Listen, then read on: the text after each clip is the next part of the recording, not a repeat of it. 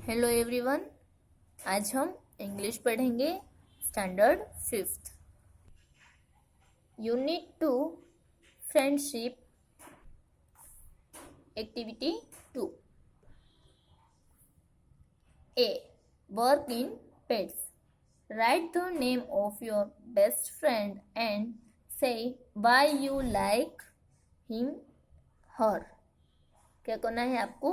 Group में काम करना है। यहाँ पे अपने दोस्त का नाम बताना है और उसे ये भी बताना है कि आप उसे क्यों लाइक करते हैं। Find out similarities and differences with your partner's friend in terms of height, weights, looks, hair style, mother tongue, likes, dislikes, interest etcetera. क्या करना है? और सिमिलैरिटीज और डिफरेंसेस है वो फाइंड करना है, जैसे कि हाइट, वेट, लुक, उसका hair style, mother tongue, like dislikes, उसका इंटरेस्ट, ये सब फाइंड करना है। My best friend is blank because blank. आपकी बेस्ट फ्रेंड कौन है? अगर गर्ल हो आप तो गर्ल का नाम लिखो, बॉय है तो बॉय का नाम लिखो। मैं यहाँ पे चिया का नाम लिख रही हूँ बिकॉज मुझे वो क्यों पसंद है? क्योंकि वो बहुत अच्छी है और वो सबकी हेल्प करती रहती है और हम बहुत सारा फन है वो साथ में करते हैं। Because she is nice and helpful.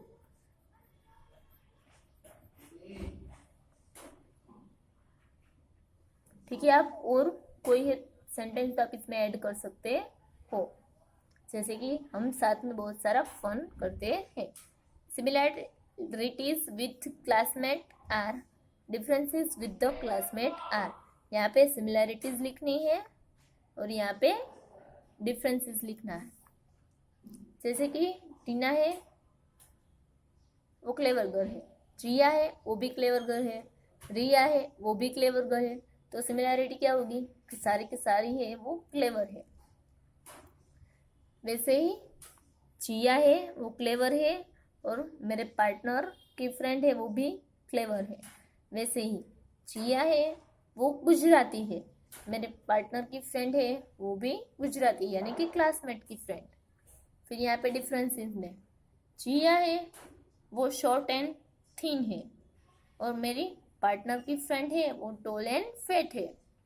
फिर जिया है उसे क्रिकेट अच्छा लगता है और मेरी पार्टनर की फ्रेंड है उसे फुटबॉल अच्छा लगता है। तो आप इसे ऐसे लिख सकते हो। यहाँ पे सिमिलैरिटीज और डिफरेंसेस है वो लिखना है।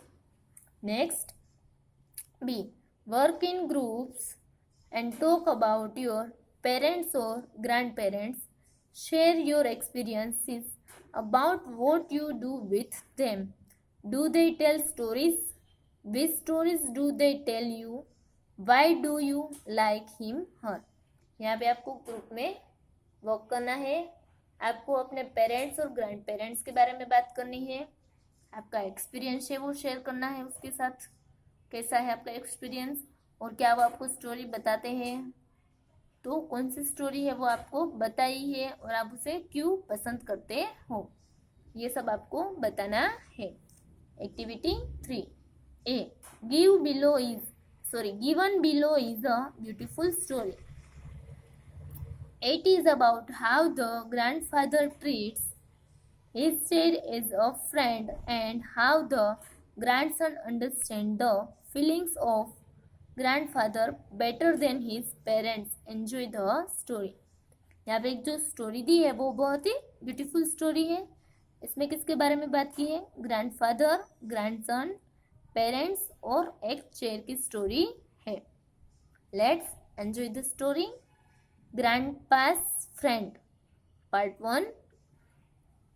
Mom, I am home. John slammed the door and dropped his books on a nearby chair. Something smells good. With his nose in the air, he followed the sweet aroma into the kitchen. कौन है? John है वो घर पे आता है और जोर की आवाज के साथ दरवाजा है, डोर है, उसे ओपन करता है और अपना बैग है वहाँ पास में जो चेयर है वहाँ पे रखता है और कहता है मम्मा स्मेल तो अच्छी आ रही है। और जो स्मेल आ रही है स्वीट स्मेल, उस डायरेक्शन में किचन की ओर वो चला जाता है। Hi John, home already? His mom turned around.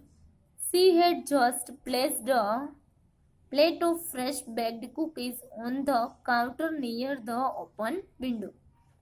John की मम्मा कहती है कि जॉन तुम घर पे आ गए हैं, और वो पीछे देखती है और जॉन की मम्मा ने अभी अभी कुकीज है वो बनाई थी और उसने विंडो के पास रखी थी।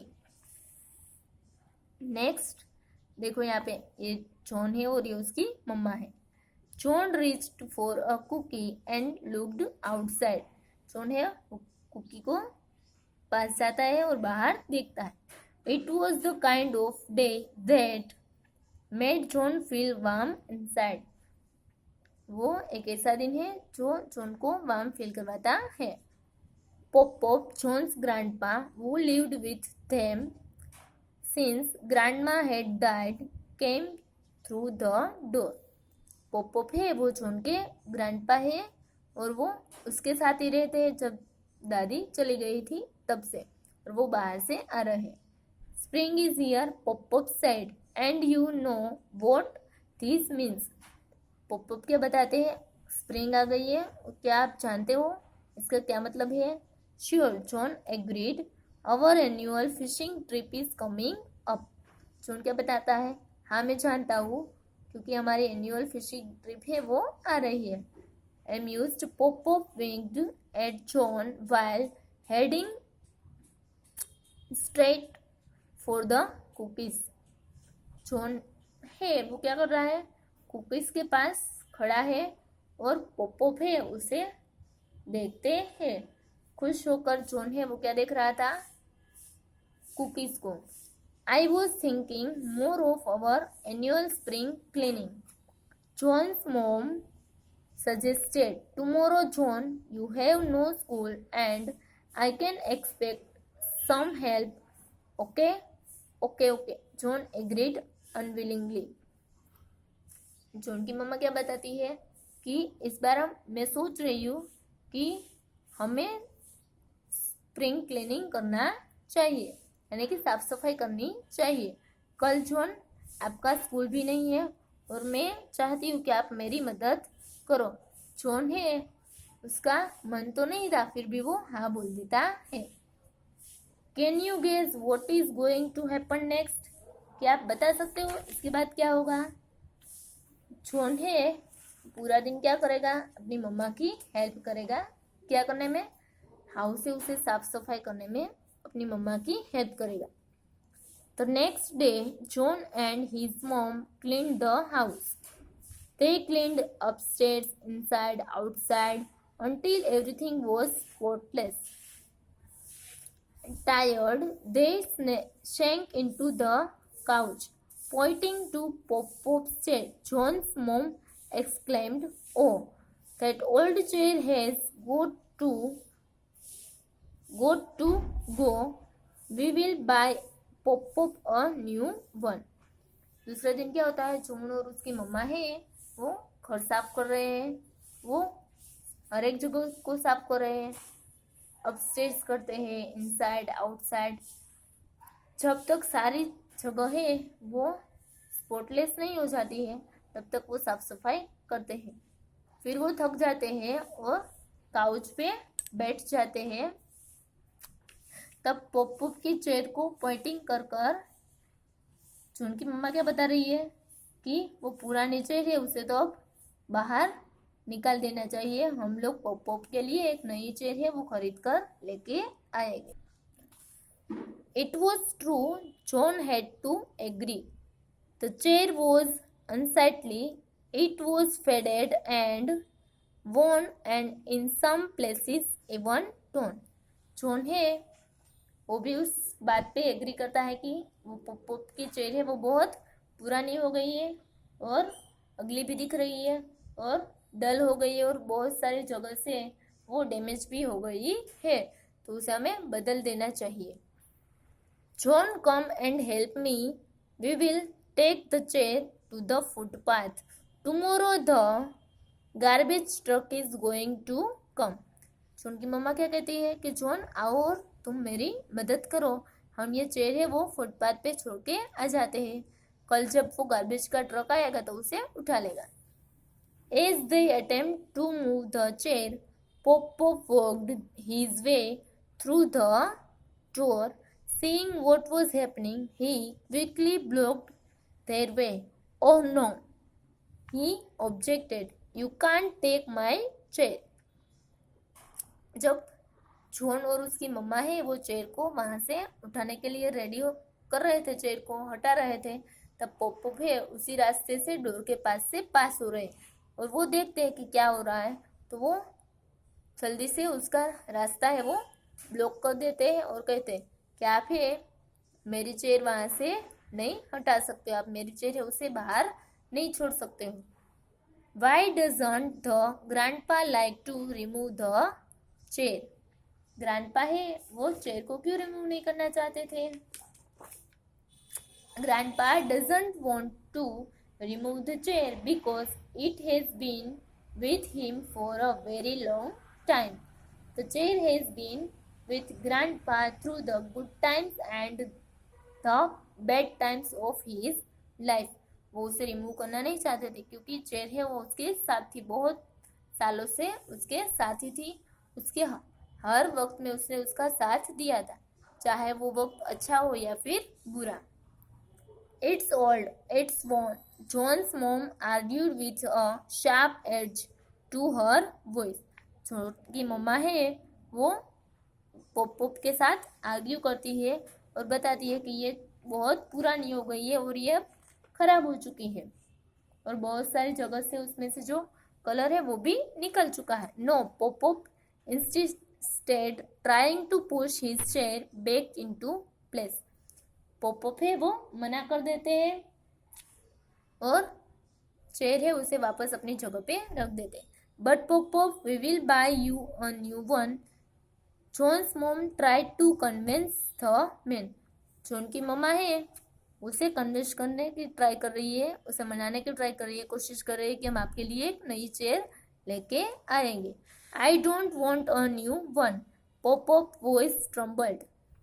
पॉप है वो क्या बताते हैं कि मुझे नई चेयर नहीं चाहिए और उसका वॉइस है, उसकी आवाज़ है वो लड़खड़ाने लगती है। I give up, John's mom let go off the chair, we will discuss it tonight when Matt gets home. Matt, John's dad, was still at work. With a sigh of relief, the old man sank into his chair and closed his eyes. John की मम्मा है वो give up कर देती है और जो chair है उसे वहीं पे छोड़ देती है और वो बताती है कि हम इसके बारे में शाम को बात करेंगे जब मैट घर पे आएंगे। मैट कौन है? जॉन के पापा, जो अभी अपने वर्क पे ही थे। और पॉप है वो इस बात से खुश होते हैं कि ये बात अभी तो यहीं पे ख़त्म हो गई है और वो अपनी चेयर पे जाके बैठ जाते और आंखें बंद कर देते हैं। Pop, why you won't let us get rid of the chair, John asked when his mother left the room, it's so old. John है वो पॉप को बताता है कि आप हमें इस चेयर से क्यों छुटकारा नहीं देने देते हो, ये तो बहुत पुरानी हो चुकी है। यहाँ पे कीवर्ड्स दिए हैं। स्लैम्ड यानी कि क्लोज्ड विथ फोर्स, जोर से बंद करना। एरोमा यानी कि sweet fragrance, sweet smell. Amused यानी कि डिलाइटेड। स्पॉटलेस यानी कि विदाउट एनी डर्ट यानी कि साफ सफाई करना, जो गंदगी है उसे हटा देना। अनसाइटली यानी कि अगली। ऑब्जेक्टेड यानी कि ओपोज या फिर डिसएग्री, कोई बात पे मना कर देना। इंसिस्टेड यानी कि सेड फोर्सफुली, फोर्सफुल यानी कि बात करना। कन्वेंस, सेटिस्फाई बाय आर्ग्यूमेंट, किसी बात के लिए मनाना। साई ऑफ रिलीफ यानी कि a long deep breath when tension is over, यानी कि आराम की सांस लेना। ये कीवर्ड्स दिए हैं और बाकी की स्टोरी है वो हम आगे पार्ट 2 में देखेंगे। Thank you.